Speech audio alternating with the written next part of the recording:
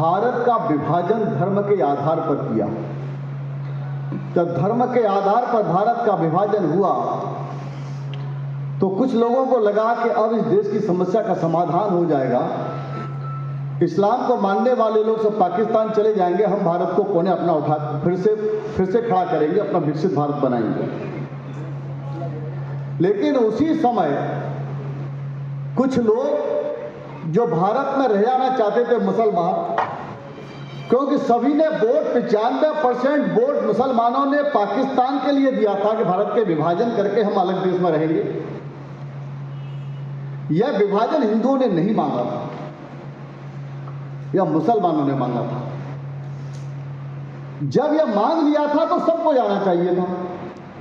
लेकिन जैसे ही बॉर्डर पर कत्लेआम हुआ, लाखों की संख्या में हिंदुओं के कत्लेआम से भरी हुई ट्रेनें आने लगी। उन ट्रेनों में हमारी माता बहनें नहीं थी, छोटे छोटे बच्चे जरूर जीवित मिले, माता बहनें जबरन रोक ली गई। यह जो दृश्य देखा तो क्षेत्र में रहने वाले हिंदू समाज के नौजवानों ने, कुछ राजस्थान की पट्टी पे, पंजाब के क्षेत्र में युवाओं ने मोर्चा संभाला और जैसे को तैसा जवाब देना प्रारंभ कर दिया। तो यहां जो लोग रह गए वो सिरहन उनमें पैदा हो गई। इनको जाना चाहिए था, उन्होंने हमसे बड़े नेताओं से हाथ जोड़कर आश्रय मांगा और मांगने में सफल हो गए। और कुछ सेकुलर नेता उनको यहाँ रखने के लिए प्रयत्न में जुट गए। वो हमारे बीच के यही जन्मे हैं, हमारी संस्कृति को मानेंगे, संविधान को मानेंगे, राम राम राम श्याम श्याम करेंगे, बहुसंख्यक हिंदू के साथ घुल और मिल जाएंगे।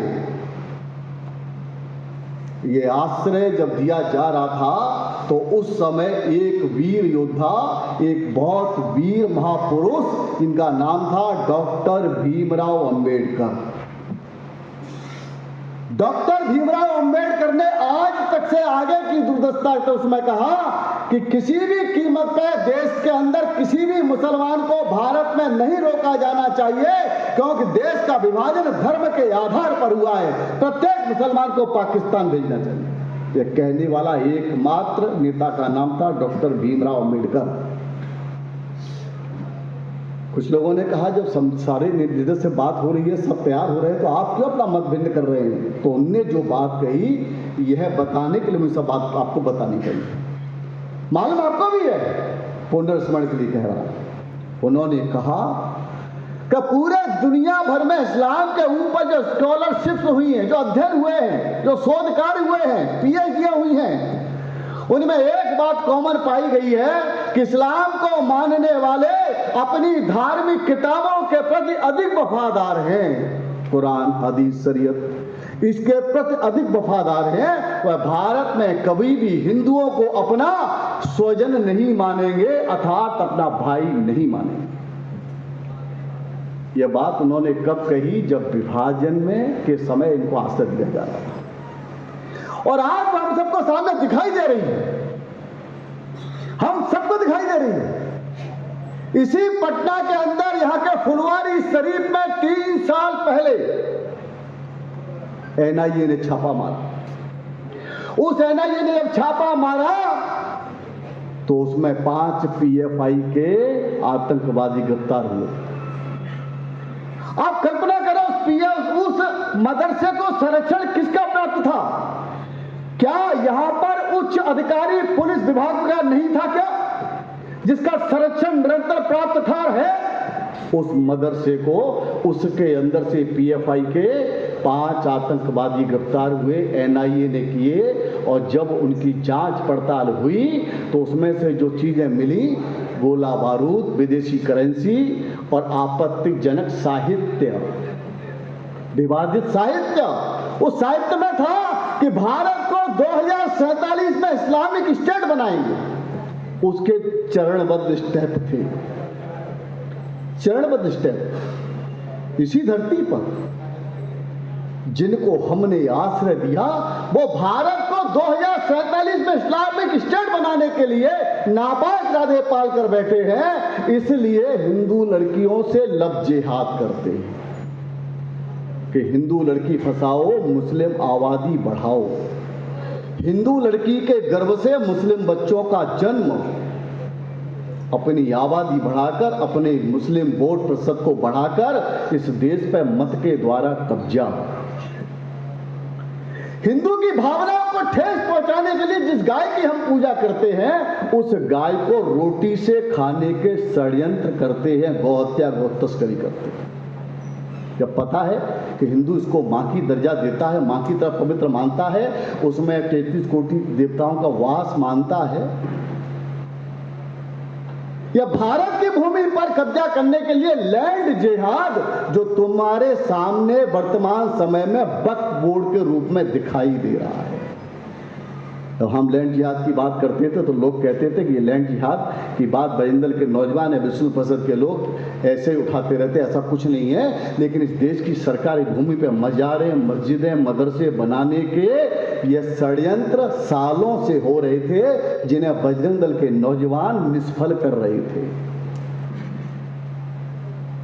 आज वक्फ बोर्ड वहां पहुंच जाता है बाद में कि ये हमारे वक्फ बोर्ड की जमीन है, यह जमीन भारत माता के पुत्रों की है, इस देश में रहने वाले बहुसंख्यक हिंदू की है।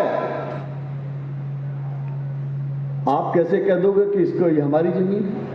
सरकार की जमीन भारत माता के पुत्र और पुत्री की है, अकेले किसी एक मजहब की नहीं है। तुमको आश्रय दिया, तुमको संविधान में कुछ जगह दी, कुछ कानून में जगह दी, तुमको सब्सिडियां दी तुम्हारा उत्थान करने के लिए, और आपने नापा के इरादे पाल लिए। इसी के लिए कश्मीर घाटी में 1990 में 7% केवल जहां हिंदू रह गया था, उस 7% हिंदू को 93% मुसलमानों ने अपने साथ नहीं रखा, इस्लामिक जिहाद फैला दिया।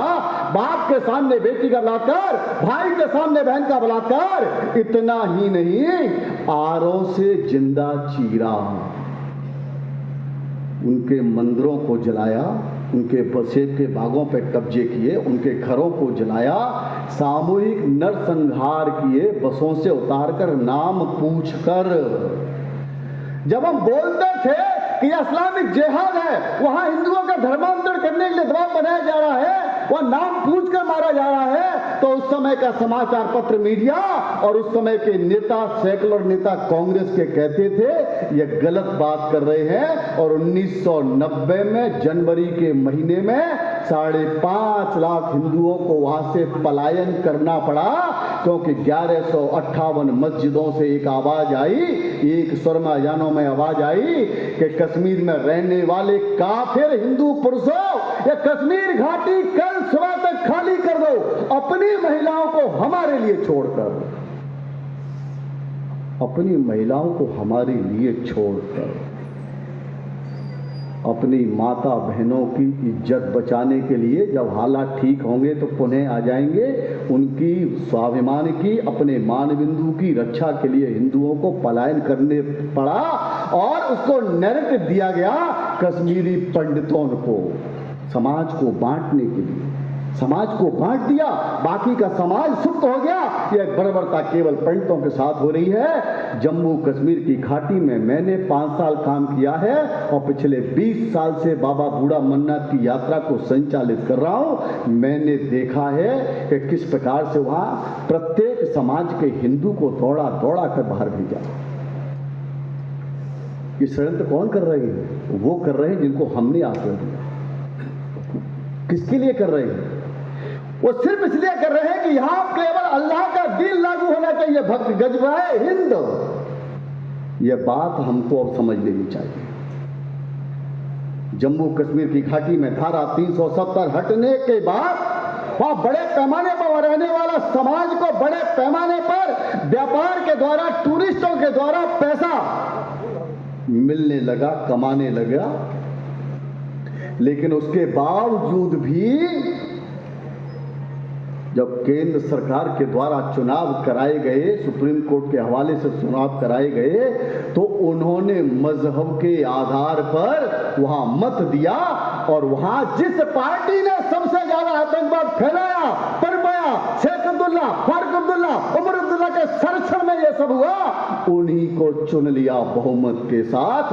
हमको आशंका हो गई थी कि आतंकवाद फिर से उठेगा, षड्यंत्र फिर होगा।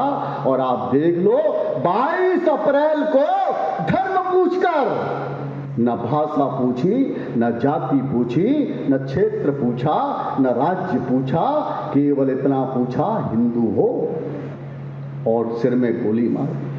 धर्म पूछकर गोली मारी, हिंदू पूछकर गोली मारी, माता बहनों के सामने मारी।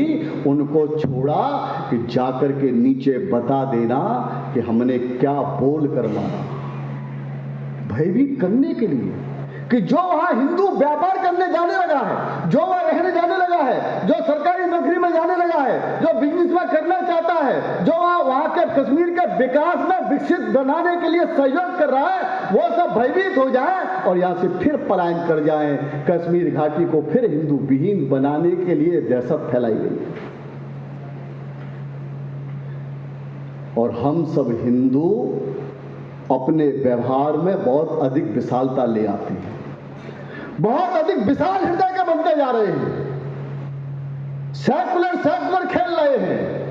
हम जिस कन्या का पूजन करते हैं, जिसको देवी स्वरूप मानते हैं, 9 दिन व्रत रख के उनके पांव में पूजा जाता है, वो उसे लव जिहाद में षड्यंत्र करके फंसा रहे हैं। और हम सेकुलर हो रहे हैं, वो धर्म पूछ के गोली मार रहे हैं। और हम जब यहां सब्जी लेने जाते हैं, पूछते नहीं, हम उनके हाथ मजबूत कर रहे हैं। क्या हमारा कर्तव्य नहीं है कि जब सब्जी लेने के लिए